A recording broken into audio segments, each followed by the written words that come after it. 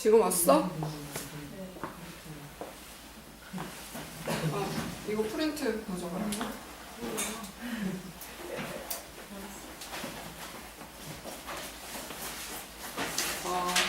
기말고사는 12문제를 냈어요. 그래서 10문제는 객관식이고요.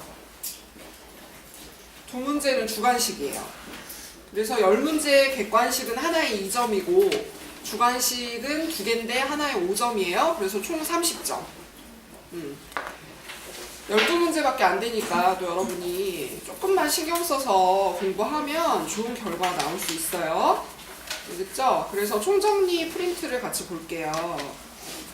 우리가 수업에서 했던 거 다시 복습하는 건데요. 첫 번째 나오는 내용은 뭐냐면 직업 구조와 환경의 변화라고 해서 나와 있는데 여러분 생각나요? 왜 마이크가 안 나오지?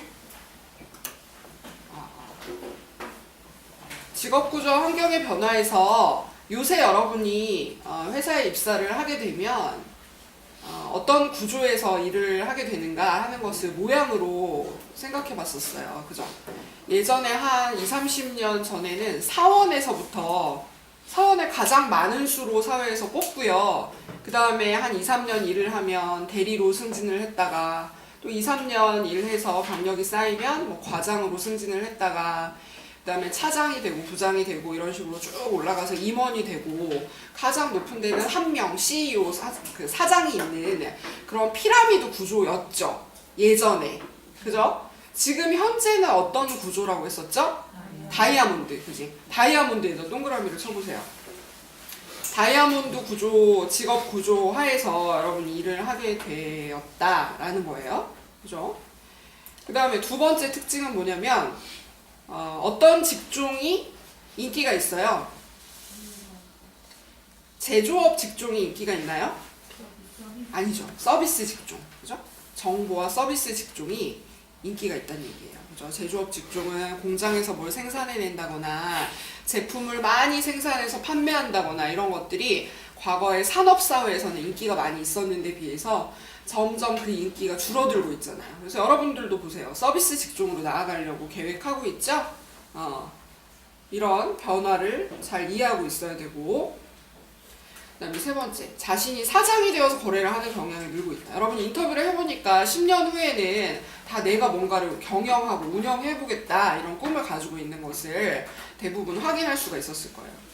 이 말이 맞는지 한번 보세요. 조직 구성원으로 적응하려는 경향이 늘고 있다. 구성원으로 적응하려는 경향보다는 자기가 조직을 이끌고 나가고 경영을 해보려는 경향이 늘고 있다는 거죠. 그거예요. 그리고 마지막은 지금은 글로벌 세계화 시대이기 때문에 다양한 문화의 사람들과 일해야 된다라는 특징을 찾아볼 수 있어요. 실제로 인터뷰를 해보니까 미용실 같은 데서도 그 외국계 그 회사 미용실 같은 경우에는 뭐 일어나 중국어 이런 외국어를 능숙하게 쓸 수 있어야 뭐 디자이너로 활동하는데 무리가 없을 것 같다는 생각이 들었다 이렇게 발표하는 사람도 있었잖아요. 그죠? 그래서 다양한 문화를 이해하는 것, 언어적인 능력을 갖추는 게 중요하다라고 했었어요. 이 말이 맞는지 보세요. 글로벌 시대이므로 전통 문화에 대한 이해를 높여야 된다. 전통 문화에 대한 이해가 아니고요. 다양한 문화에 대한 이해를 높여야 될 것 같아요. 그죠? 전통 문화에 대한 이해를 높일 필요도 있겠지만 글로벌 시대이기 때문에 그것을 높여야 되는 건 아니죠. 여러분이 이런 직업 구조와 환경의 변화에 대해서 이해하고 잘 기억할 수 있어야 돼요. 그 다음에 두 번째로 정리해 보려고 하는 것은 세계관이에요. 세계관이라는 것은요. 프린트가 없나? 뭐 지금 온 거지? 프린트가 부족한가? 옆에 있는 친구랑 같이 보세요. 세계관은 뭐를 설명하는 거예요? 세계관이란 뭐라고 할 수 있을까요?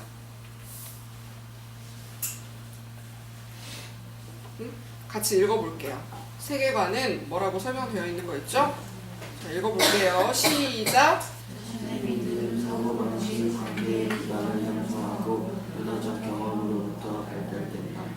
세계관에다가 동그라미를 쳐보세요. 지금 여러분이 읽은 자신의 믿음, 사고방식, 관계의 기반을 형성하고 문화적 경험으로부터 발달되는 것은 무엇인가 이렇게 나오면 뭐라는 거예요? 세계관이라고 적을 수 있어야 돼요. 그죠? 여러분이 면접을 보는데 누구누구 씨의 김태용 씨의 세계관은 뭡니까? 이렇게 질문했어. 굉장히 어려운 질문이야. 그지? 세계관이라는 것은 당신의 가치관이 뭐냐라는 것을 묻는 것일 수도 있겠고요.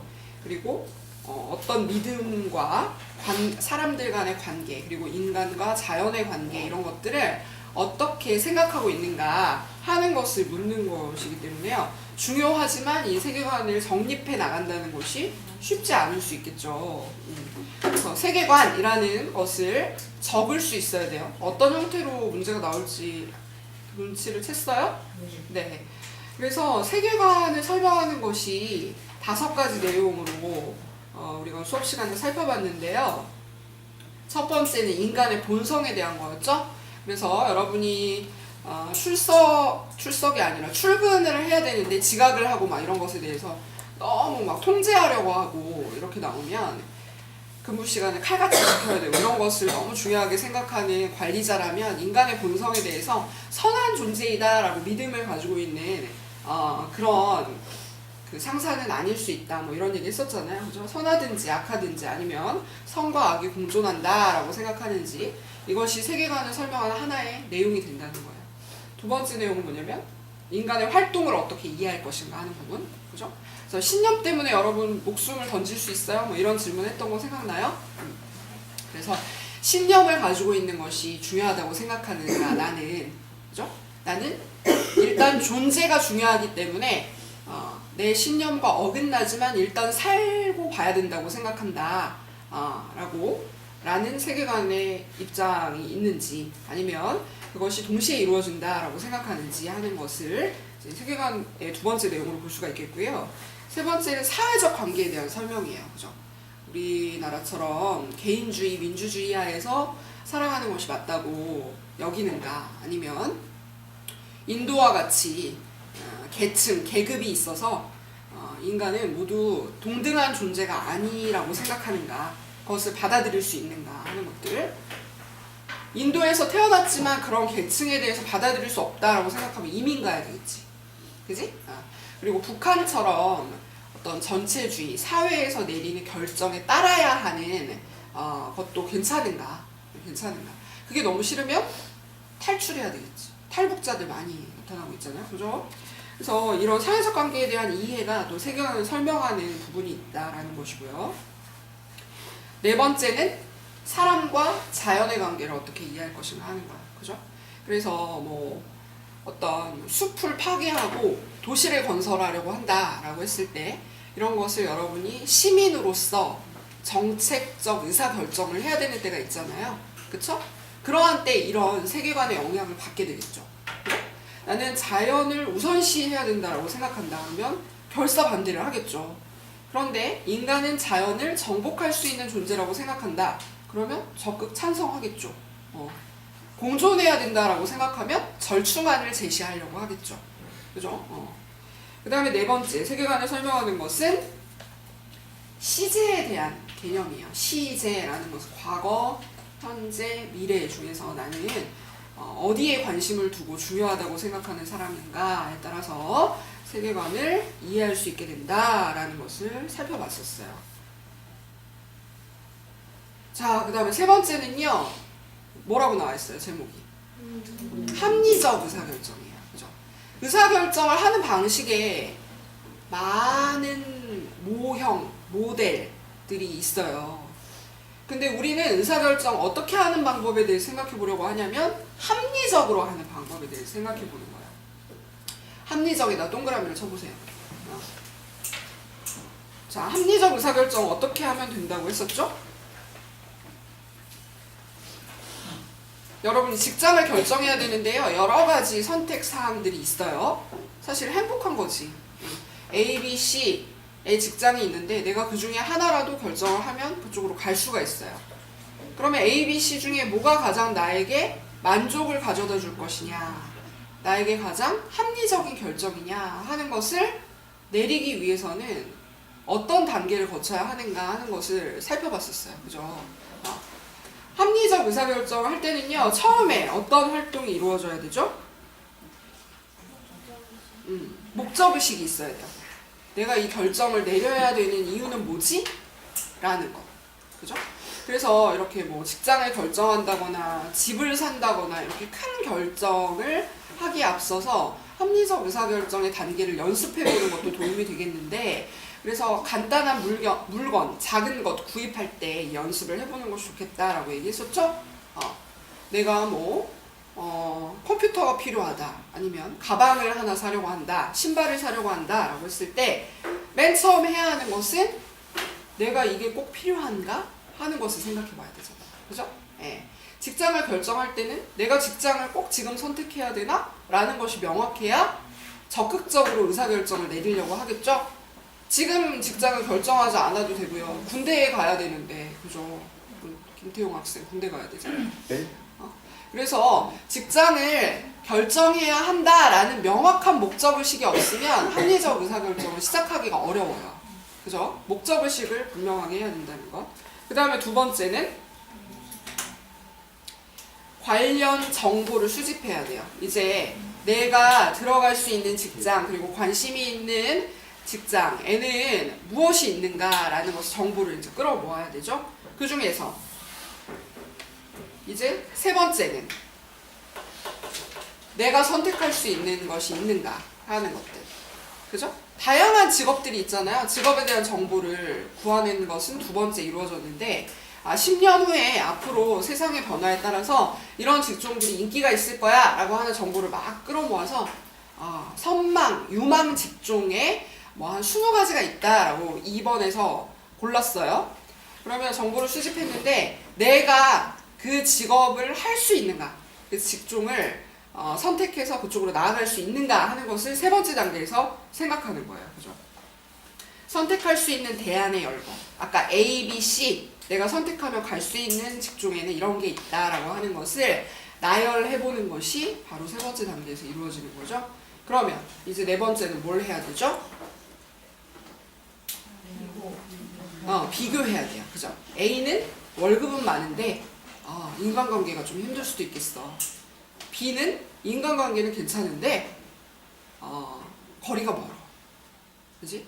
C는 내가 너무 하고 싶었던 일인데 월급도 적고 인간관계도 안 좋고 거리도 멀어. 그럼 어떻게 해야 되지? 되게 고민되겠지. 하지만 이 A, B, C 중에요, 나에게 가장 큰 만족을 가져다 줄 것 같은 것을 직업 시뮬레이션을 돌려보고요, 결정하는 게 좋아요. 머릿속으로 해보는 거야. 아니면 체험을 할 수 있으면 거기 가서 단기 여러분들이 실습을 해보거나 이런 것들도 시뮬레이션 방법을 이제 도입하는 것인데, 내가 A를 선택했을 때 뭐가 좋을 것인가 하는 것을 머릿속으로 상상을 해보거나 아니면 직접 경험을 해보거나 하는 것으로 비교 평가를 하는 것이 네 번째 단계에서 이루어지는 거죠. 그 다음에 다섯 번째 단계에서는 뭘 하면 될까요? 이제 결정해요. A, B, C를 비교했더니 그래도 나는 C가 제일 나은 것 같아. 나에게 만족을 가져다 줄 것 같고 상상을 해보니까 그게 가장 나에게 맞는 것 같다라고 한다면 의사결정을 C로 내리는 거죠. 의사결정을 내리면 마무리 되나요? 마지막 단계가 뭐예요? 마지막 단계가 뭐라고 나왔어요? 평가 및 재투입의 과정이 제일 마지막에 이루어져야 돼요. 그래서 의사결정이 이루어지면 끝나는 게 아니에요. 그렇죠? 제일 마지막 단계가 아직 남아있다라는 것을 알고 있어야 되고요. 그래서 이게 맞는지 보세요.